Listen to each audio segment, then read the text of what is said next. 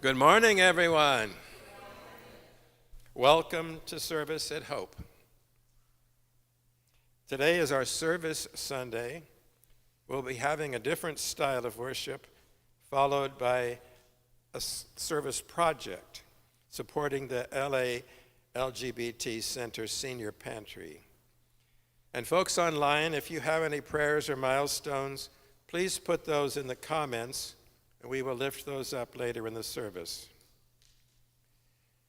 As we begin worship, we remember that no matter where you are on your journey of faith or doubt, confidence or fear, sorrow or joy, God meets you here. Let us begin with prayer. Welcoming God, teach us to receive one another with the same kindness you show us. Open our eyes to see your presence in the stranger, the small and the overlooked. May even our simplest acts of care become signs of love in the world. Amen.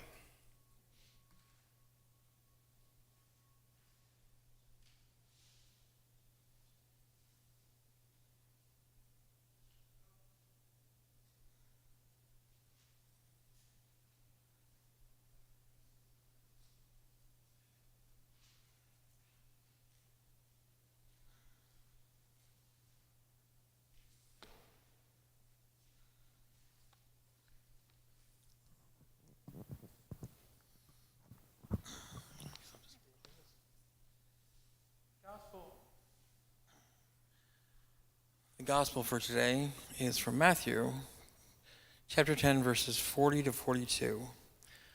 Whoever welcomes you welcomes me, and whoever welcomes me welcomes the one who sent me. Whoever welcomes a prophet in the name of a prophet will receive a prophet's reward, and whoever welcomes a righteous person in the name of a righteous person will receive the reward of the righteous, and whoever gives even a cup of cold water to one of these little ones in the name of a disciple, truly I tell you, none of these will lose their reward. Here ends the reading. You may be seated.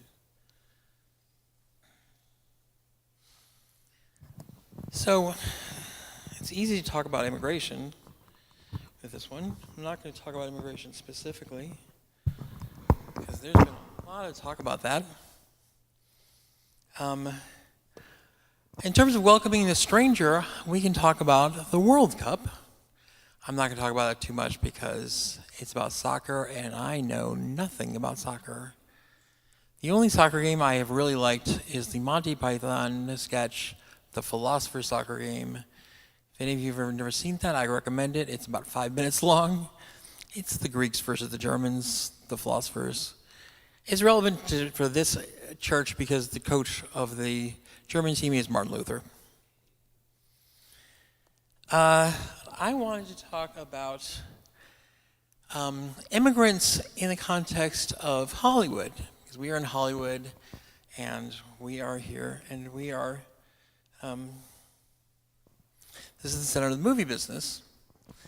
I just wanted to give you, and we usually think of American movies as, being all about American culture, something that we send out to the world, but there's actually a lot of immigrants and a lot of immigrant issues in movies, if you think about it. We're in a church. A lot of movies have been made about things like Christmas, which is not American, unless you count Rudolph the Red-Nosed Reindeer, which is American.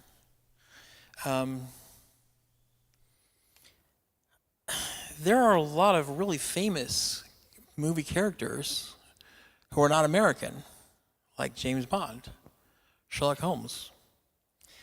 I wanted to talk about two kinds of movies. I want to talk about superhero movies, because that's a thing these days. Kind of dying on us. But I want to talk about superhero movies, and I want to talk about movies made by Spielberg. Superhero movies seem like very American. That's an American genre, right? Comic books.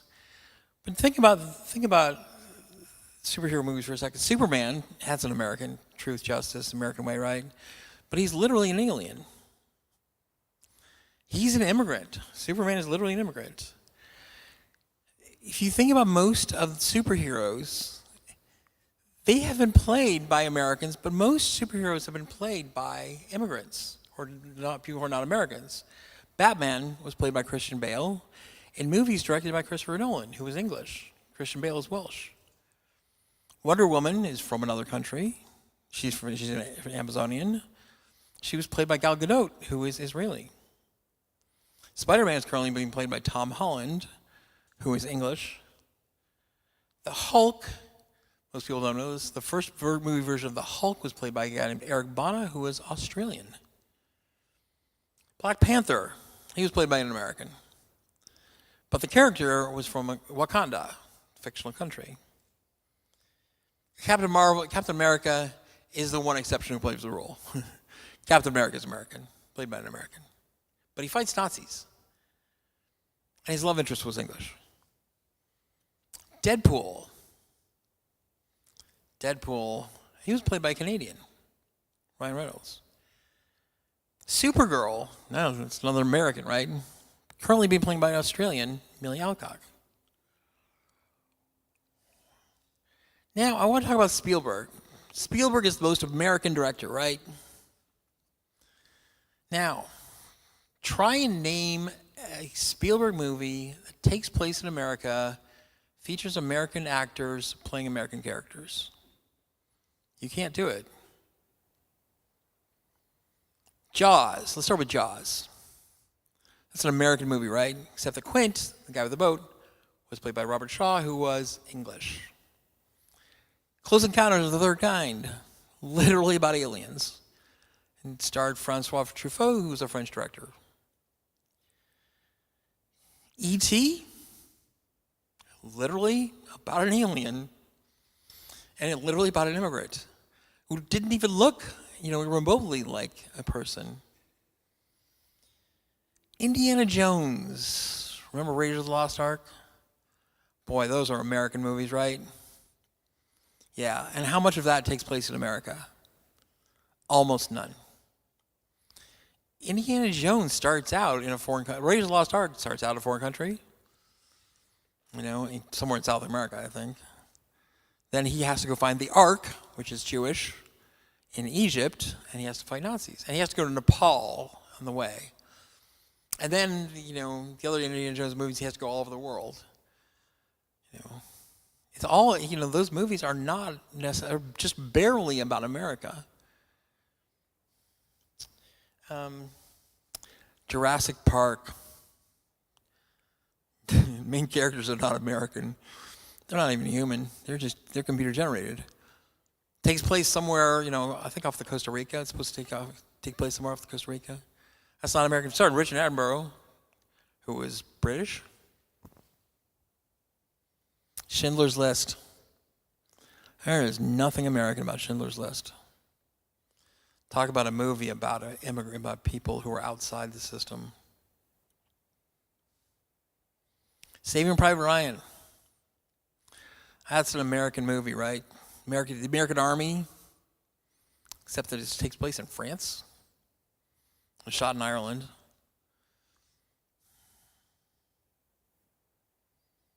Catch Me If You Can. That was a fun movie. Anybody see that? Catch Me If You Can. Tom Hanks, Leonardo DiCaprio. Tom Hanks is an FBI agent chasing Leonardo DiCaprio, who's a con artist. And takes place all over the world.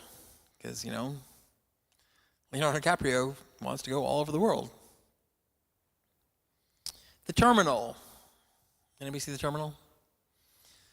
Tom Hanks plays a guy, it's based on a true story. Tom Hanks plays a guy who's from a Central Asian country, and on his way to JFK, his government dissolves, and he gets caught in JFK. And then he falls in love with Catherine Zeta-Jones, who is Welsh. That's a movie about a guy who's literally an immigrant, and he can't go anywhere. Lincoln. Now there's an American movie, right? Yeah. Don't get much more American than Lincoln. Except that it It starred Daniel Day-Lewis, who won the Oscar and is English. The Post. Anybody remember The Post? You know, one of his most famous movies? Very American movie, though. Tom Hanks, Meryl Streep. It's about the Washington Post. You know, very American story. Except that it was about the Washington Post and the Pentagon Papers, which was about America's involvement in Vietnam. So actually it was about, you know, our America and its relations with a foreign country. I can go through a list of just about every American actor, writer, director, producer. They all have done something with, you know, foreign, in another country with other people. Think about Meryl Streep. What's Meryl Streep famous for? Accents. Because she plays lots of people in foreign countries. What are her most famous movies? Out of Africa. French Lieutenant's Woman. Bridges of Madison County. She played an Italian. Sophie's Choice. Anne Hathaway, very American, got her breakthrough in Princess Diaries, where she discovered she was the princess of another country, and won her Oscar for Les Mis, which takes place in Revolutionary France. Julia Roberts, yeah, America's Sweetheart. My favorite Julia Roberts takes place in Notting Hill, which is in London. She's the only American thing about that movie. Yeah, the writer, the director, the production company, everything was about that movie. And I love that movie because there was a time in my life when I wanted to own a bookstore in London. Oh yeah, Ben Affleck. That's an American guy, right? All-American kind of guy. Won the Oscar for producing, and well, didn't win the Oscar for directing, but directed Argo, which is about Iran. Yeah, and what I liked about Argo, they don't hate the Iranians, you know. He could have made the Iranians the bad guys very easily. We all hated the Iranians at that time. He didn't. You can see the Iranians as like, oh yeah, you can see why they did it. Yeah. Won the Oscar for that. So my point here is that I just want to give you something to think about. The next time you see, you know, an American movie, American TV show, you're not necessarily watching something that's just American. You're watching something that probably has some kind of, you know, actors from another country, writers from another country. One thing about Spielberg, his director of photography since 1993 has been a guy named Janusz Kaminski, who is Polish. The Poles, for some reason, have created have given us some of the world's greatest cinematographers. I don't know why. A lot of great cinematographers come from Poland. One of my favorite TV shows is Castle. A guy named Castle plays a detective. He's kind of a playboy mystery writer. He helps out a detective in New York City. Stars Nathan Fillion and Donna Caddick, who are both Canadian. One of my favorite TV shows is after that is Lucifer. Yeah. Which is a fascinating movie just from a Christian perspective because it's about the devil. And the question it asks is, who is more in need of redemption than the devil? It's a fascinating theological question. And the main character is played by Tom Ellis, who is English.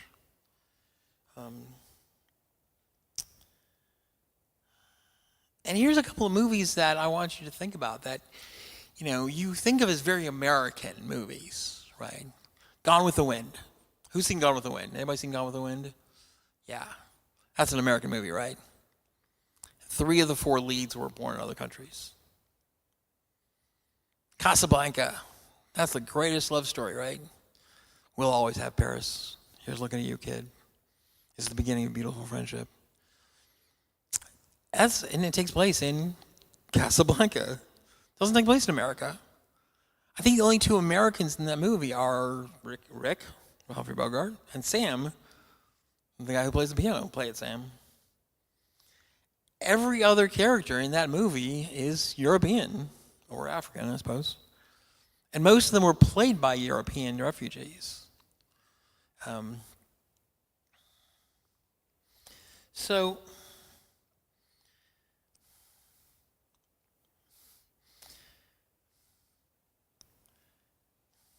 Oops, sorry.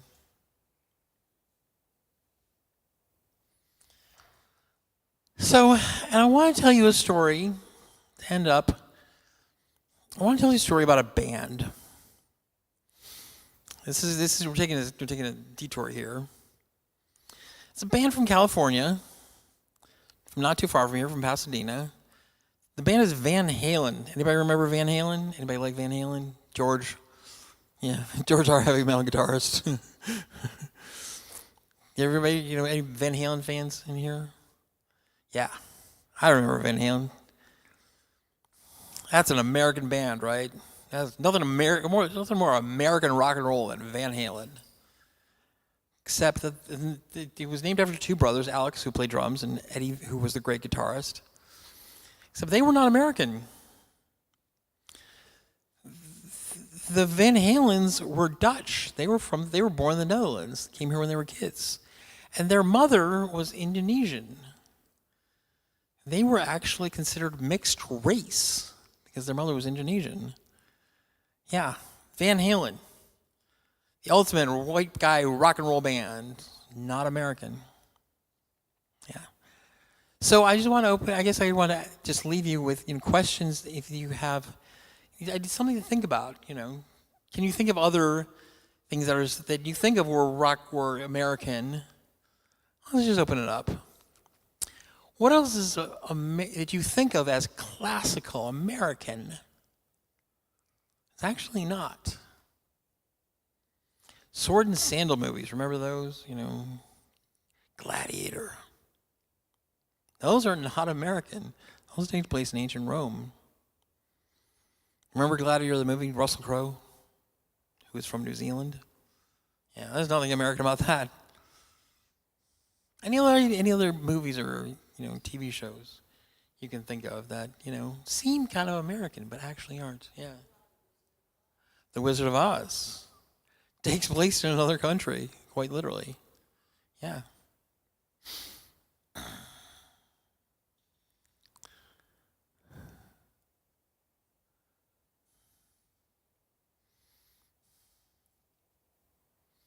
How about musicals?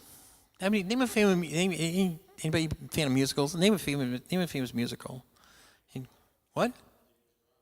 Les Miserables, based on a book written about the French Revolution.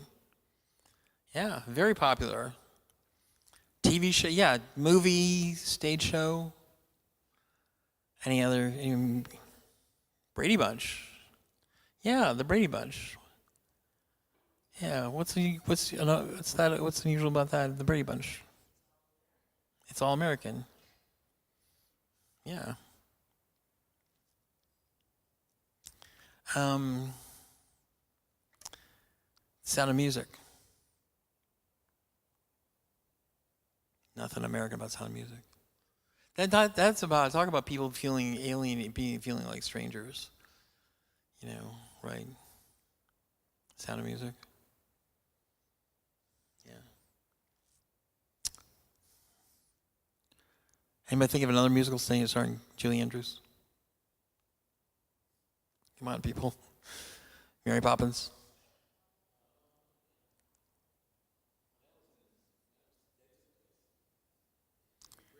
That takes place in London.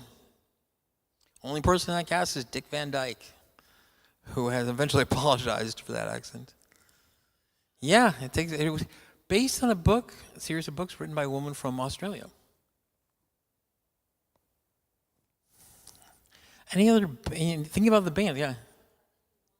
Pippi Longstocking, yeah. Who I believe was written by someone from Norway. Sweden, I think. Yeah, Sweden, yeah. Yeah. Dora the Explorer. Dora the Explorer, doesn't she go everywhere? Yeah. Yeah, that's a great example of somebody who Explorer is in the name, right? I'm a little too old for that, but, yeah. Dora the Explorer.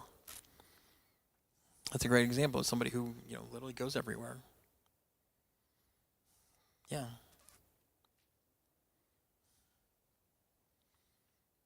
So I just wanted to, give you food for thought about how we have welcomed people from other places. Yeah. Any other great TV shows people can think of they really liked?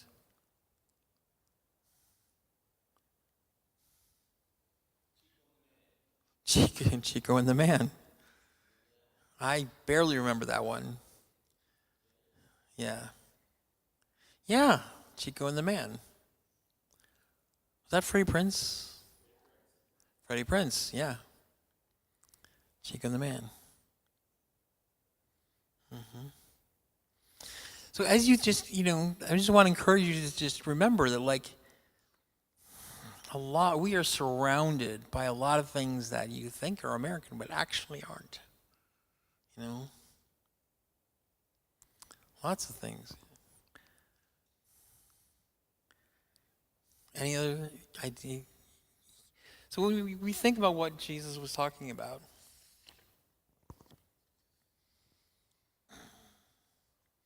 and whoever gives even a cup of cold water to one of these little ones in the name of a disciple, truly none of you will lose their reward.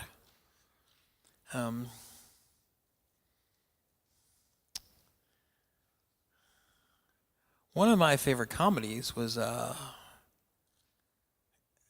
from Monty Python, Life of Brian. Remember Life of Brian? Yeah.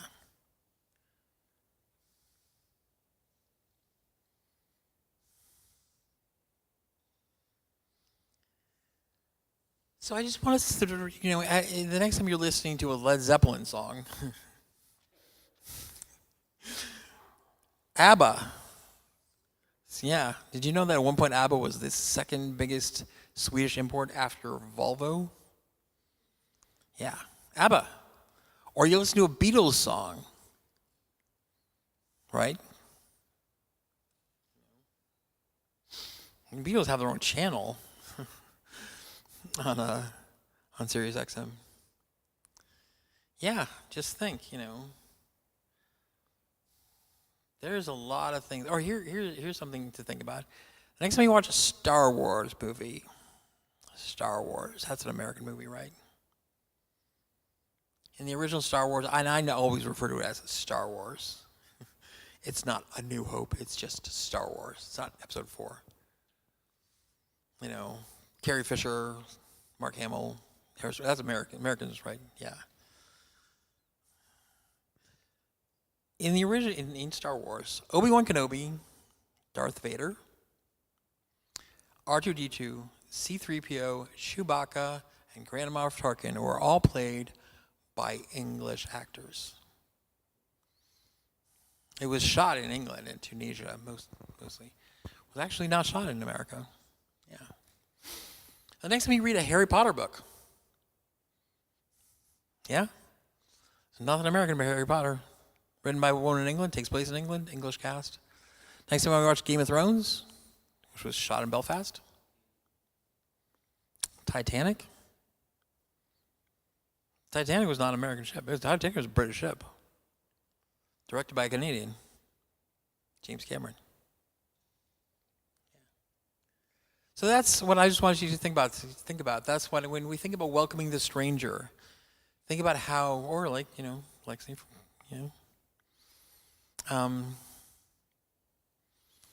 there's a lot of things that, we think of as our own, which actually are not, which we have welcomed and then sent back into the world. Yeah. And that's it.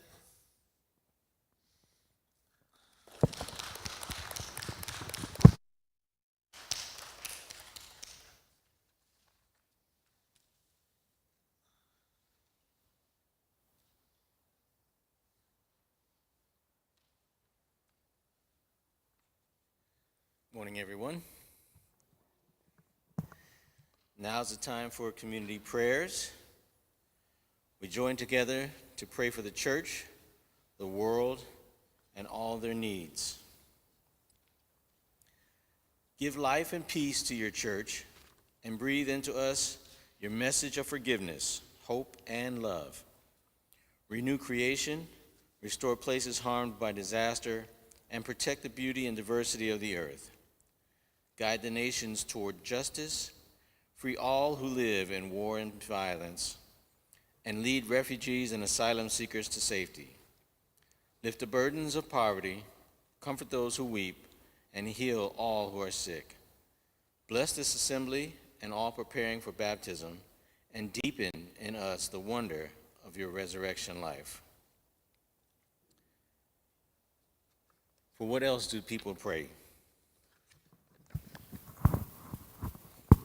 Well, I'll start off with my continued prayers for our friends, family, and loved ones in nursing facilities and hospitals.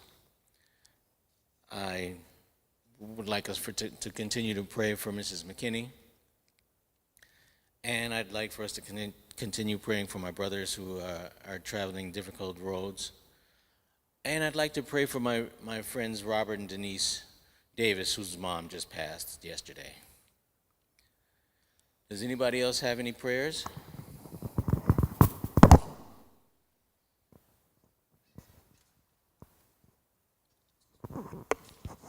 I'd like to pray for my cousin Jerry in New Orleans and for Sushila Goodwin, who is in a recovery facility here on Franklin Street.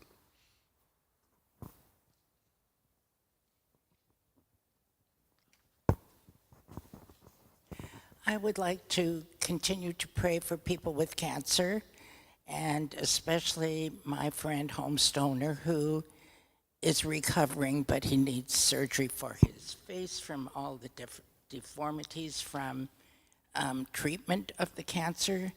So there are a lot of people out there suffering from cancer, and they all need our prayers. Prayers for the people of Venezuela as they recover from the earthquake.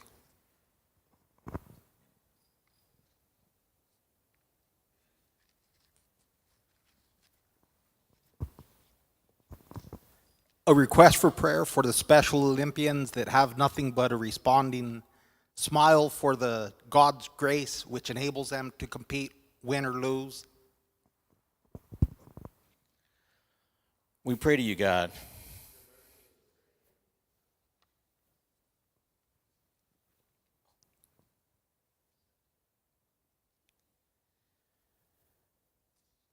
Receive these prayers through Jesus Christ, Lord, our strength and salvation. Amen. Now is the time for offering. I'll grab the plate and pass that around.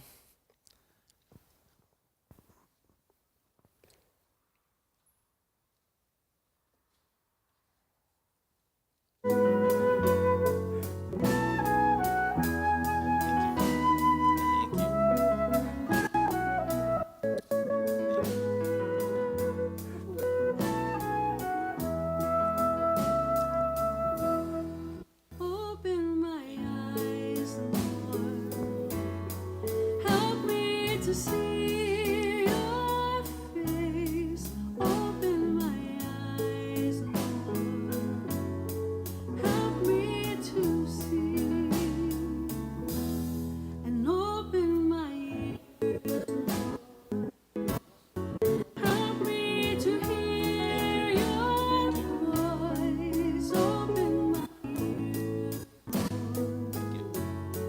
help me to hear and open my heart. Help me to love like you. Open my heart, Lord. Help me to love.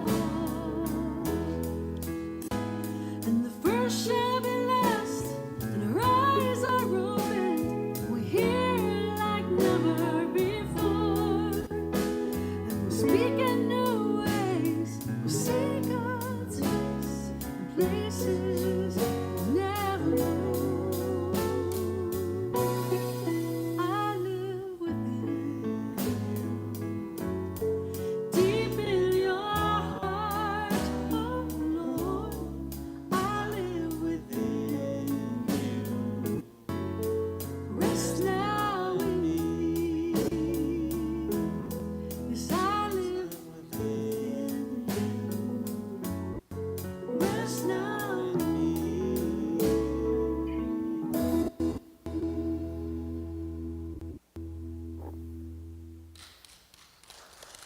I love that we have these songs and these videotapes, these video recordings. I guess they're not tapes. I'm showing my age here. Remember, you used to pop a little cassette in the machine and fast forward and rewind. Yeah, those days are gone. Now's the time for announcements and milestones.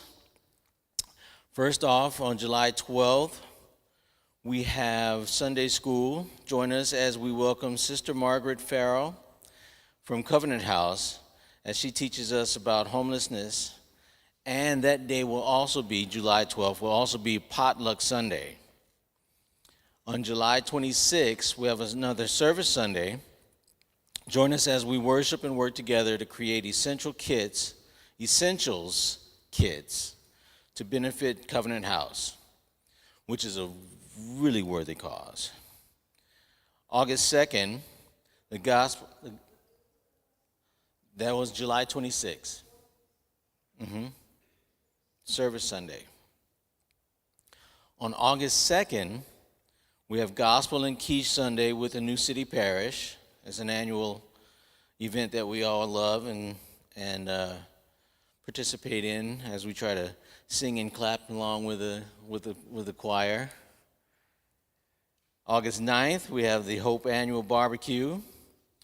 We hope everybody comes out for that and brings a friend. August 16th, we have Sunday school. So join us as we learn about racism in Scripture. That should be a very interesting Sunday school. Does anybody else have any announcements they want to make? Add on to what you said, but I have my own microphone. Okay. I come prepared. Okay, so today is Service Sunday. Thank you to everyone who brought things. I know for a few of us, some things, this includes me, got delayed in transit. So we're going to put together kits today with the things we have, and then when the last few items come in, I'm going to be popping those last couple items in. If anyone would like to join me in dropping off the kits, hopefully later this week, let me know and we can figure out how that will work. For next month, I will be talking with Sister Margret this week, hopefully, about specific items that she thinks might be beneficial to the Covenant House kids. So we're gonna try and make sure that we're fulfilling the needs that are being asked for. That being said, what we'd really like to do, or what I'd really like to see us do, is actually sort of build up a storage or store of items. So if you are doing a Costco run and you see razors are super, super cheap, and you're like, you know what, I'll just grab an extra pack and give it to church, please consider doing that.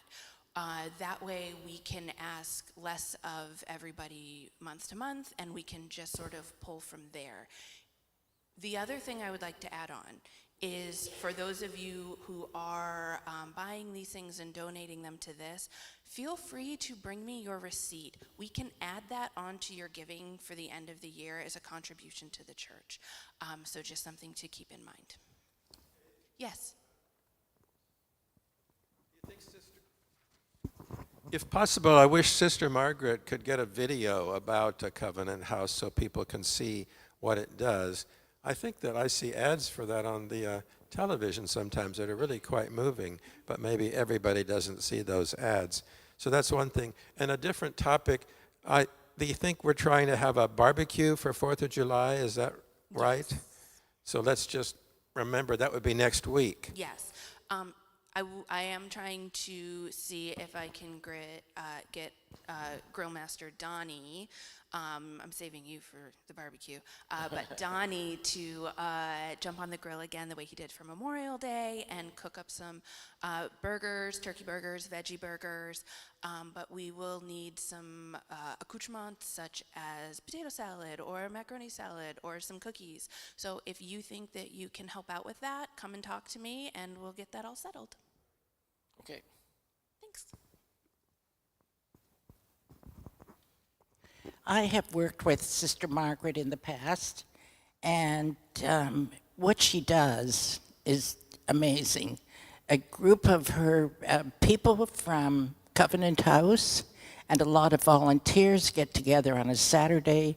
We put together clothing, food, healthcare needs, cans of dog food and cat food. And we go down to a block in the inner city. The one that we went to was St. Julian Street. We had a lot of packages, and we went up one block on one side and down the other, and everything was given away in one block. There are so many homeless people there, and they are so needy. So that's one of the things that Sister Margret is very involved in. And of course, she needs all the support we give her. Thank you, Inga, for shedding a little light on what Covenant House does.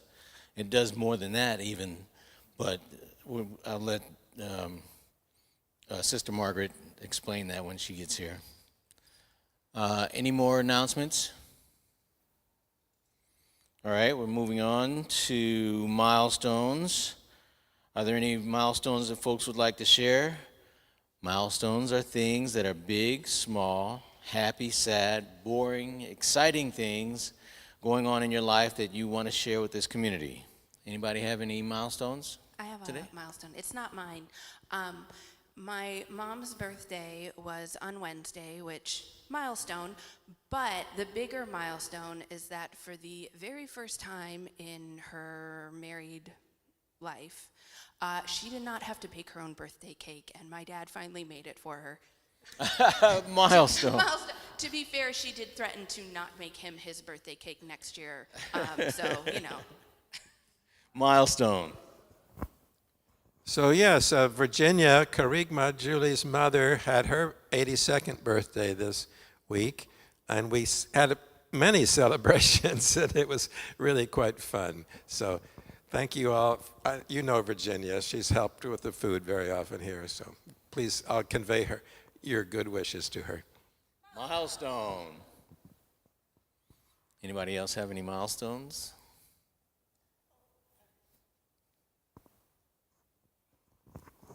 I will be making the lunch on July 21st, and I would like it to be a fundraiser because there are supplies that are needed for the kitchen, and the church could use a little bit more money. So I'm putting that out to you, and I'd like it to be like $10 a plate.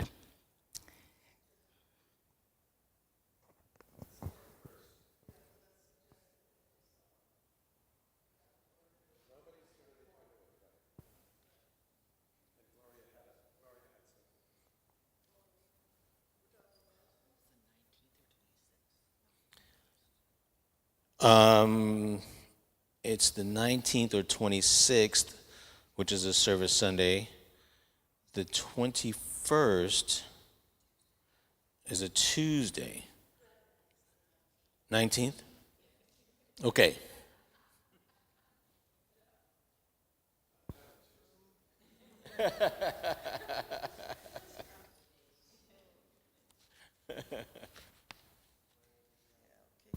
I went to Tucson. I was there last week, not like last Sunday, but prior to that, and the previous Sunday. And I only have 3 more of the common birds in that area to see. I was like, 3, really?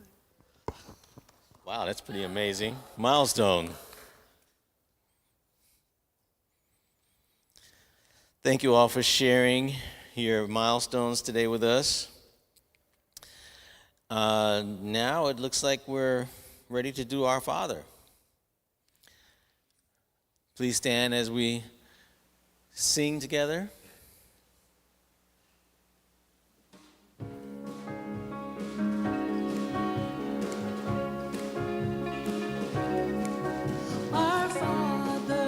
Our Father,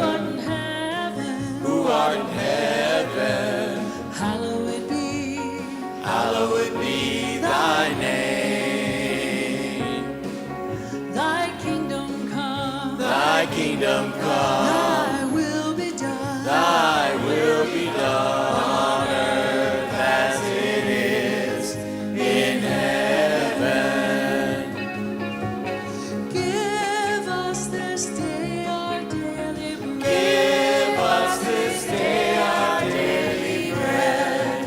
Forgive us our trespasses, as we forgive those who trespass against us. And lead us not Into temptation, but